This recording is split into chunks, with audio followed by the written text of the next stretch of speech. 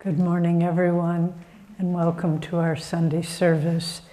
As we mentioned earlier, this is a very special day for the Ananda members worldwide, and I hope for each of us. This is the day, as we said 11 years ago, that Swami Kriyananda attained moksha, left his body. And so we will be focusing the service primarily on him today. We'll begin by reading one of Yogananda's Whispers from Eternity, which seemed to me to describe Swami very well.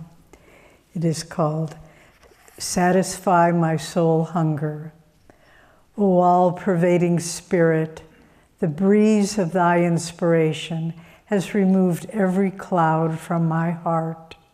The firmament of my mind is now clear. Purified, I behold only thee everywhere. The sunshine of thy joy spreads rapidly to the farthest shores of my being. After long ages of hunger, I feed on thy light. By thy grace and by my constant wakefulness in thee, may this joy be mine forever, forever, and forever." So Jyotish read the passage from Rays of the One Light on "To each according to his faith." And I'd like to pick up talking about Swamiji from that thought, that there's a beautiful and really thought-provoking sentence from the Bible, which simply says, "Faith is the proof of things unseen." And we've heard that often. I've heard it often, but I don't think I really understand it. And when I thought about Swamiji in these terms, it made sense to me that by his own description of himself as a young man, he was overly intellectual, he was riddled with doubt, as he says, but deeply, deeply seeking meaning and purpose in life. And then at a point of despair, at the age of 22, he found autobiography of a yogi, and he read it. He had never met Master. He knew very little of the teachings that Master was sharing, but so strong was his yearning for God that his faith in Master was the proof of things unseen. He had never met Master, but he took the next bus, Greyhound bus, from New York City, where he was living, all the way across the country to Los Angeles, met Yogananda. He got to have an interview with him, and his faith brought forth from him. Remember, it said in that passage, faith is the attractive power that draws to us a level of consciousness. His faith drew forth from him the words, his first words to Yogananda, "I want to be your disciple." That was an act of faith because he knew nothing. He knew nothing of what he was entering into, but his faith was so strong that he took that step and was trained by Yogananda as a disciple for the last 3.5 years of Yogananda's life. And when we met him in the late 1960s, he had been serving Yogananda for many years. He had suffered many blows from people he trusted and people he loved.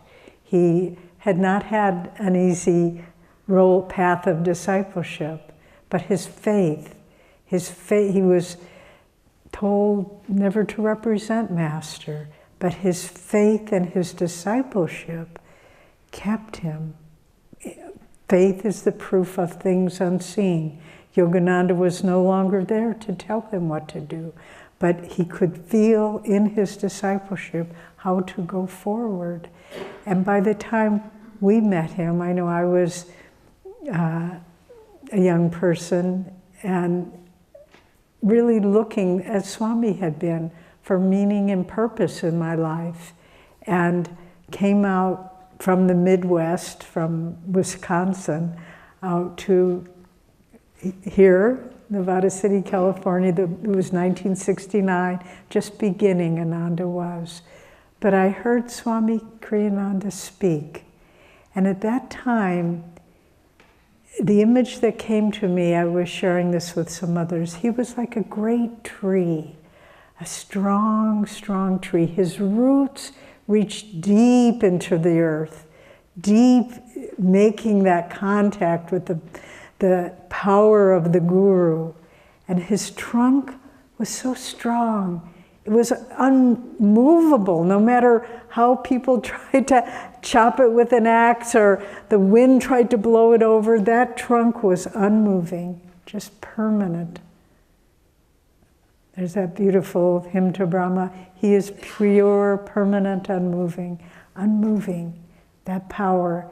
And then his branches and the leaves and the fruit of that tree were all the things he did in service to his Guru, the books he wrote and the lectures and the music and the plays and the humor and the P.G. Wodehouse stories he read us and everything he did to create,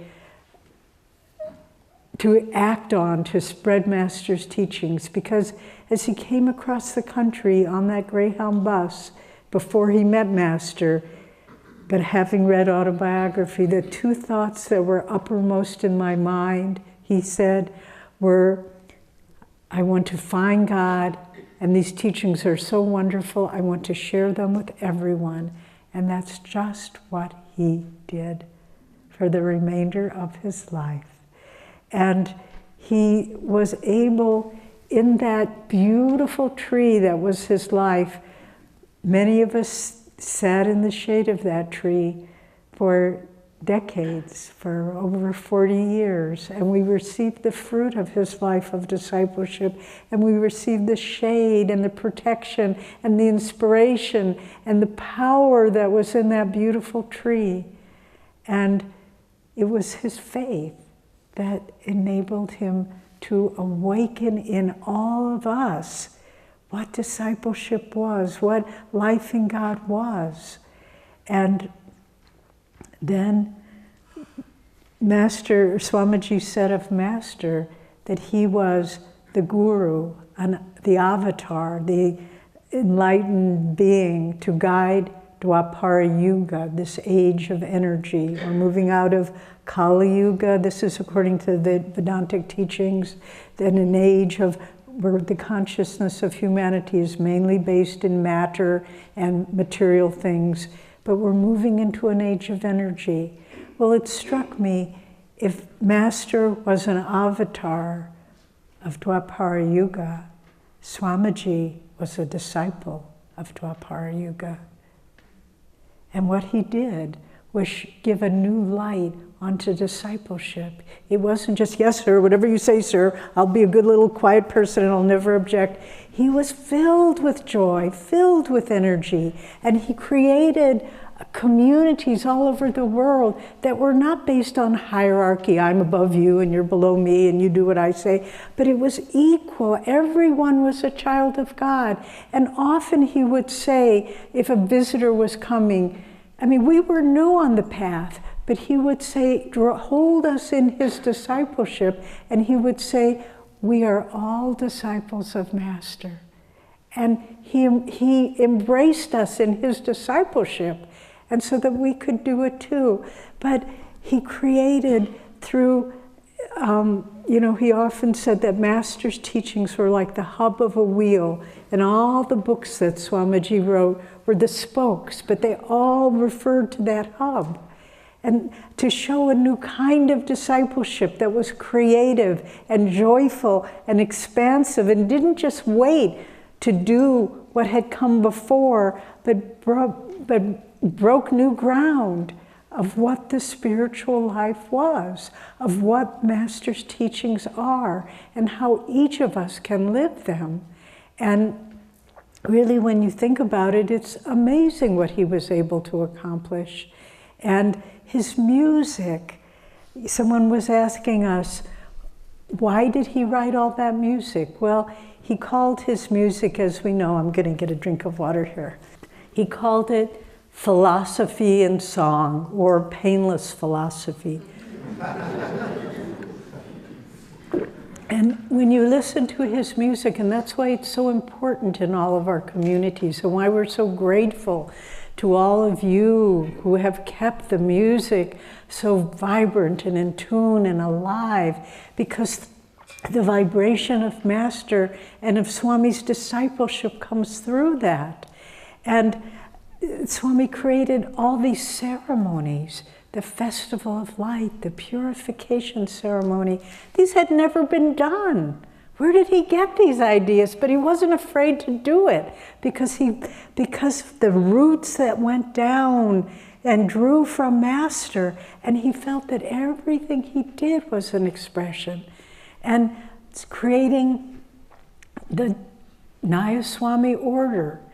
The Swami order had been created by Swami Shankaracharya thousands of years ago. Nobody had revisited it. But here Swami is creating a Dwapara Yuga Swami order based not, as he said, on life rejecting, but on samadhi affirming. And that might be, in a way, what characterized his discipleship. It was not about what you can't do, it was about what you can do to find God. And it awakened in all of us a purpose. And just as I said, early on, I was looking, what is meaningful in life? What has purpose? But from the first time I sat under the shade of that powerful tree, I thought, this will last a lifetime of dedication and enthusiasm and challenges and tests and the ability to find the deepest part of myself and give that to God. And this is a new kind of discipleship, a new kind of renunciation. And it's really hard to imagine the impact of what he brought to the world, what it will have in time. And people often ask, do you feel Swami's presence still after leaving the body? And how can I feel that presence? I never even met him, people say. How can I know him? How can I tune into him?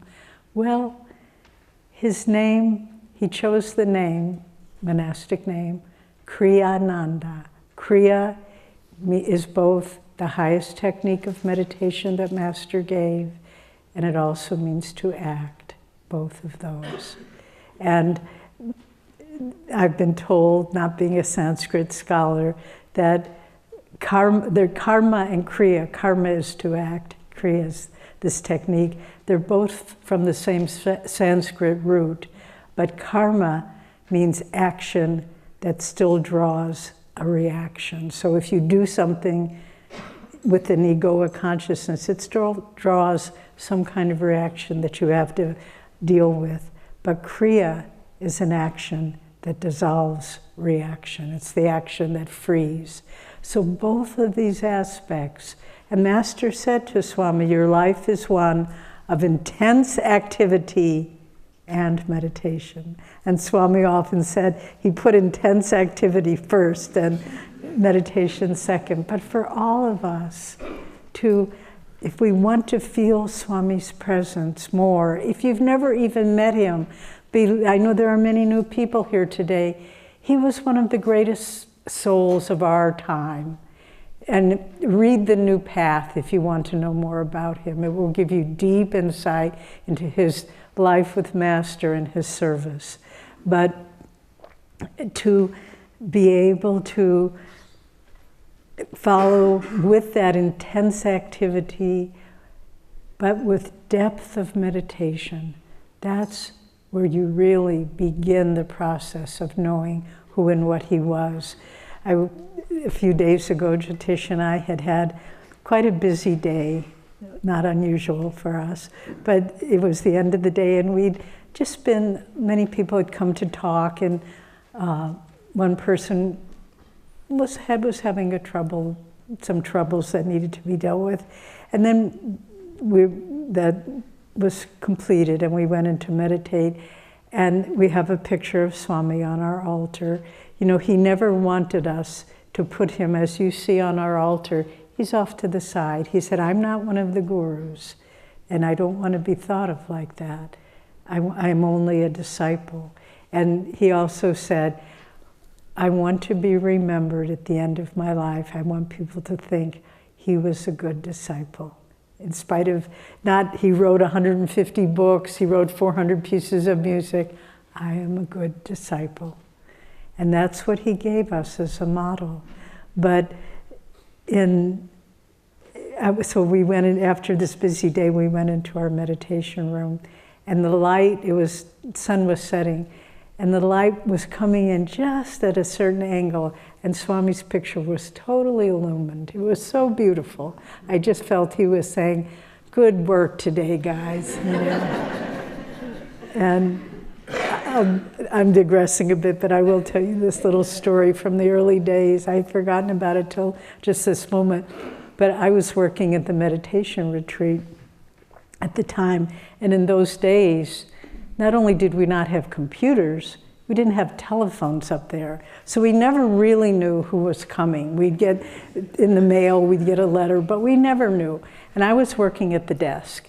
And so, you know, and we had this storeroom that had sleeping bags in it that we would give to people if they didn't bring anything. And sorry to admit, I don't think they were ever washed. I think we just put them in that storeroom. But finally, it was the end of the day. It was actually nighttime by this time, and we'd given out the last sleeping bag. And then I was just locking up, ready to go to my little trailer where I lived. And I wasn't married to Jyotish at the time. And this car pulls up. This man gets out. And he said, oh, I want to stay here. And I said, well, do you have a sleeping bag? I can give you a pad. He said, no, I didn't bring anything. Okay. And I thought, I have a pad, I have a sleeping bag in my trailer. So I said, just wait a minute. I went back, gave him my pad, gave him my sleeping bag, and slept on the wood that night with a little blanket. And in the morning, Swami came up to give Sunday service, and I just happened to see him, and he looked at me. I didn't tell him anything about what had happened, why would I? But he just said, now you're getting the idea. And you give it everything you've got. You give it everything you've got. And then, you know, Master said to Swamiji, you have a great work to do.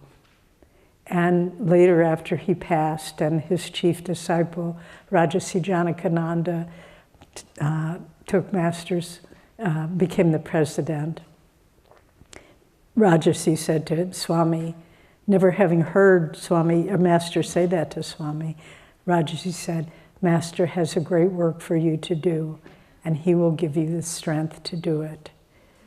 And just as Swami embraced all of us in his discipleship, saying, we're all disciples of Master, I say to those of you who have ears to hear, we all have a great work to do, because we are Swami's children, and we all must follow and carry on in his discipleship, in the great work he did.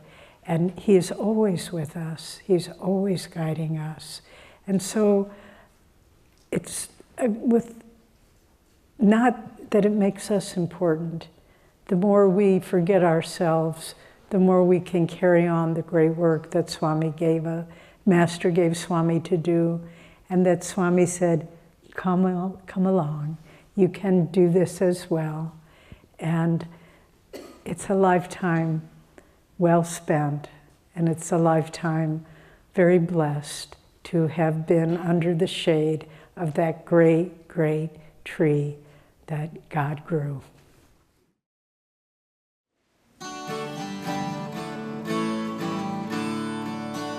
Every morning when I greet the sun, when I move forth through crowded ways, in my heart, Lord, ever so silently, I will always think of Thee. In my heart, Lord, ever so silently, I will always think of